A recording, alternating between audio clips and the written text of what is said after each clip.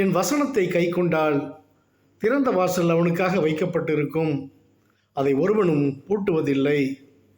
ஜெயங்கொள்கிறவனை தேவனின் ஆலயத்தில் தூணாக்குவேன். புதிய எருசலேமாகிய என் தேவனுடைய நகரத்திற்கு அவன் பெயரை சூட்டுவேன். என் புதிய நாமத்தையும் அவனுக்கு சூட்டுவேன்.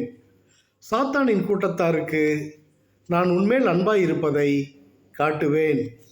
ஜீவ புத்தகத்திலிருந்து என் பிதாவிற்கு முன்பாகவும் தூதர்களுக்கு முன்பாகவும் உன் பெயரை அறிக்கையிடுவேன் என்று குமாரன் சொல்லுகிறார். உயிருள்ள நீ செத்தவனாய் இருப்பது எப்படி?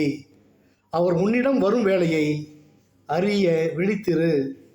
பூமியில் முளைத்த நீ தந்திட்ட கனி என்ன? நித்தியத்திலே நித்தியமாய் வாழ ஆசை இல்லையா? ஜீவ தண்ணீரை பருகிட விருப்பம் இல்லையா? இந்த மாய உலகில் மது இழந்து போகாதே.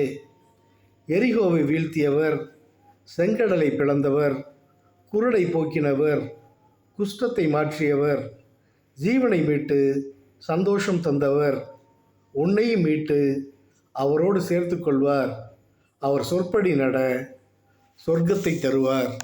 ஆமேன், ஆமேன், ஆமேன்.